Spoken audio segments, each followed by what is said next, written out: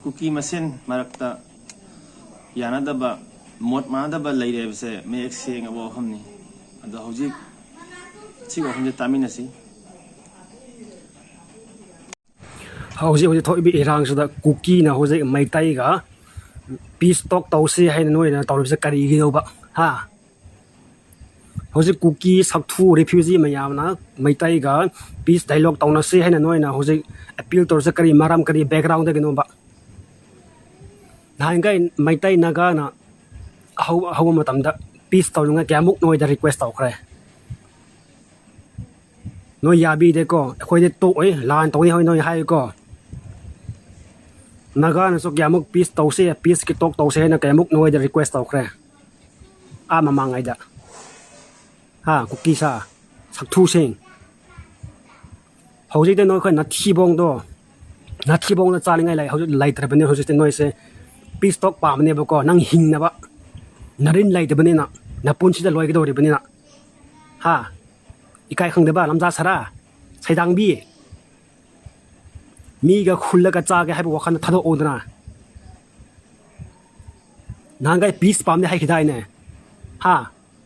nangai de mai tai ga nagan lan thor ingai da noi bu peace lai se peace ki talk tau se na ke mo no ga request tau kre hai na khumne Kuki na khoi se si do ri bani ko na khoi se mut ka do ri bani na thi bong do cha ni ngai phang da bani hojik ti noi se peace talk pa mani ba ko sak thu gi kai na ba refugee mayam do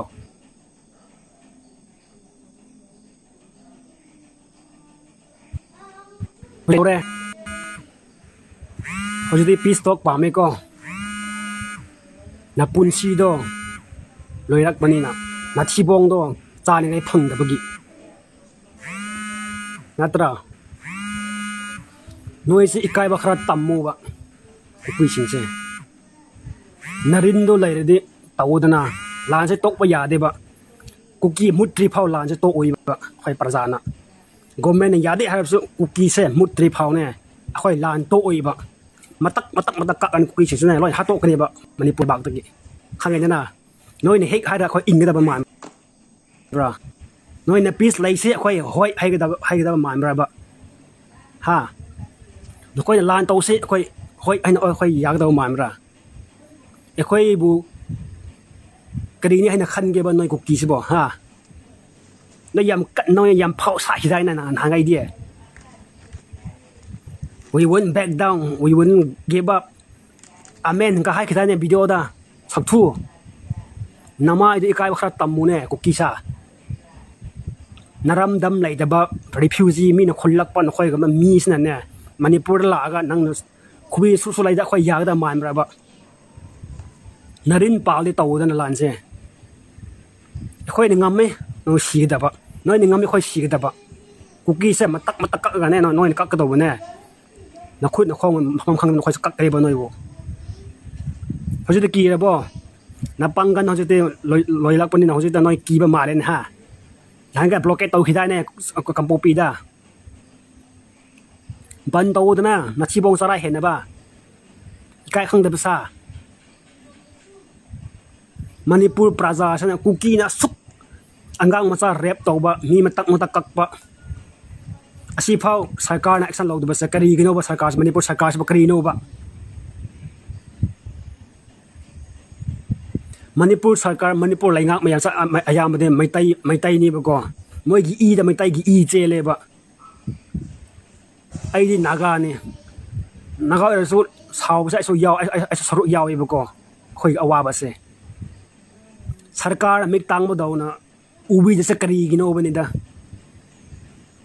ma phru majati se chira ga awa na tar ga la pam da Manipur sarkar se tumin lai thok ba se Kuki ni kari pi de ba makhoi da na khoi se leader ni ha ba na ikai ni ngai ni resign tau ba noi ngam dre de nang ge power da chum na tau ba ngam dre de resign tau tho ba na thibong than na ba nang ge sengkau than na ba noi leader puri da sarkar mayam khoi public se saw ngai maram mo tho e ba khoi se saw se chum mi ba khoi saw ri se noi saw ni ngai lai te ba sida มีฟอร์เรนเนอร์สิจะลากันน้อยมีบ่ฮัดแล้วก็น้อยจะเล็บไปยังกันเลยกันตัว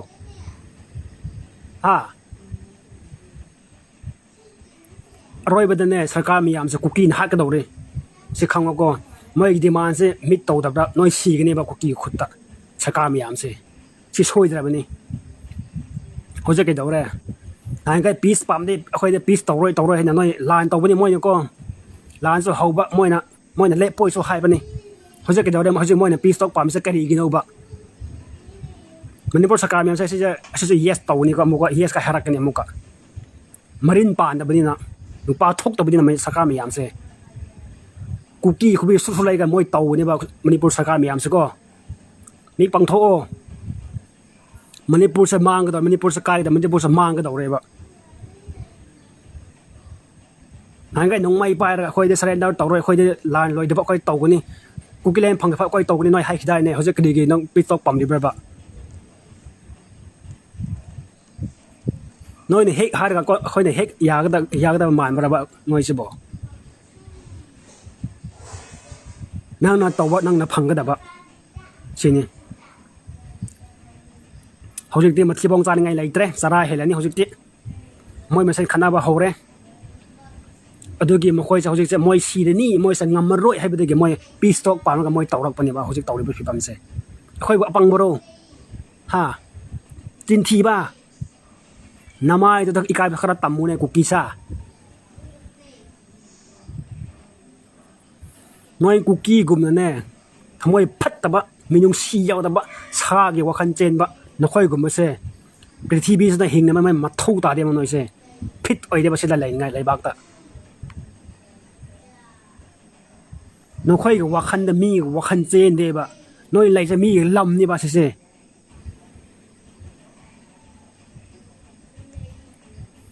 สินดาทีบว่าทีบว่างงเลยสเปนเดชิพอน้อยก็ลำจัดตัวนั้นเนี่ยเขาจะกรีกีปีสต็อกปาเนี่ยบอกว่าน้อยนะเขาจะน้อยนะปีสต็อกปามีสักกรีมารำเด็กกินเอาบะน้อยสิเรนี่ให้แบบข้างไปกินนัตโตรคุกกี้ซาน้อยอีกายดรบะอีกายดับรอไอ้ค่อยก็คงตาแล้วก็ค่อยลงมาหน้าค่อยด่างับปีกันเนี่ยเขาจะมาทำเฮลแบบนี้งับปีแบบว่างับปีแบบนี้มาทำจะเฮลเลยบะเขาจะ breaking point อย่างแบบนี้ค่อยจะมีเนี่ยก็หายไง piece dialogue ตรงเส้นนะแกมุกกูกินได้แค่ไม่ได้นะสู้ Naga นะสู้น้อยยาบีเดร์ลานตัวนี้ให้เลยน้อยนะน้อยงำเฉพาะตัวนี้ให้เลยน้อยงำมาบอกเขาจะให้ยกเจ้าเลยชีวิตน้อยเนี่ยเฮเลยสาระเฮเลยเนี่ยเขาจะตินัดชีบงโดชาจ้าบะพังไว้บอกจะมีจ้าบะเขาเลยนะน้อยไม่เส้นจ้าบะเขาเลยนี่บะใช่หิงจ้าบ้าน้ำมันที่กายบขราดต่ำมันยังคุกกี้ชาน้อยตัวเป็นอีกายหนึ่งไงนี่ก็น้อยตัวเป็นอีกายหนึ่งไงนี่บะน้อยนั่นลานเขาเลยเขาจะปีสต็อกป่าไหมสักทูกี่ปีสต็อกหรอฮะน้อยในเฮกให้แล้วก็ในเฮกยาก็ได้บะ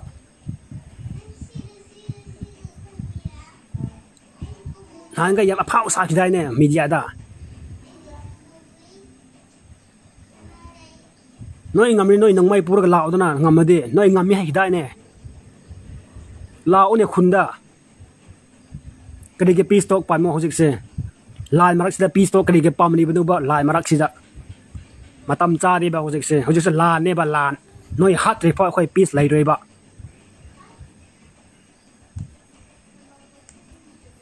นักคุกกี้สิก็มีกับวัคันเจ๊บ้าให้ไปสยามตายก็น้อยกี่มาเตาตะกี้น้อยนะให้ทุกปะน้อยนะตัวรักปะไม่ยามเสมีกับว่าขันใจนะมันก็ตระบน้อยตัวรักปะไม่ยามเสอีกายนี่ไงเนี่ยคุกกี้นี่ให้ไปได้น้ำมันป้าอีกายดรออีกายนี่ไงเนี่ยตัวเสอีกายนี่ไงเนี่ยอีกายขังเดี๋ยวประเดี๋ยวนะมาต้มตาบันตัวแล้วก็มุกหางบะปีสตัวเสียยาได้ปีสตัวเสียยาได้นะไงนะลานตัวนี้ให้เขาจะได้กี่ดาวได้นับปุ่นสีดำมุดกระโดดเนี่ยเขาจะเนี่ยเอาดูเนี่ยหน่อยปีสต็อกปามิเซ่คุยทู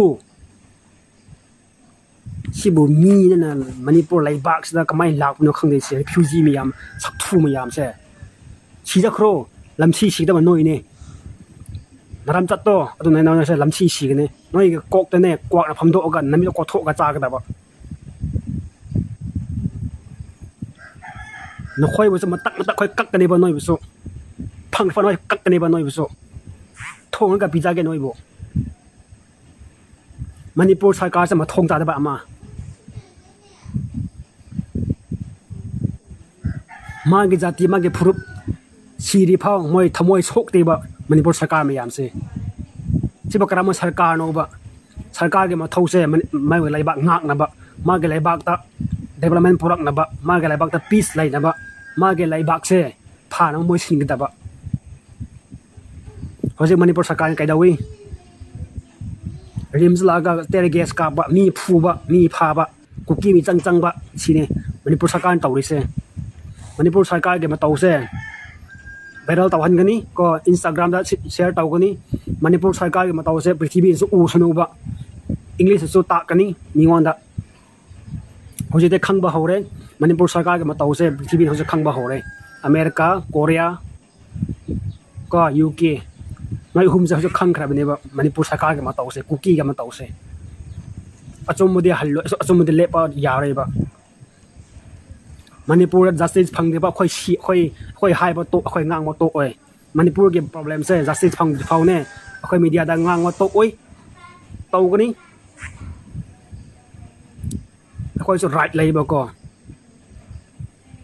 Kuki ne to re be se ikai ni ngai lai bak se khwai de ikai ni ngai thabak moi to se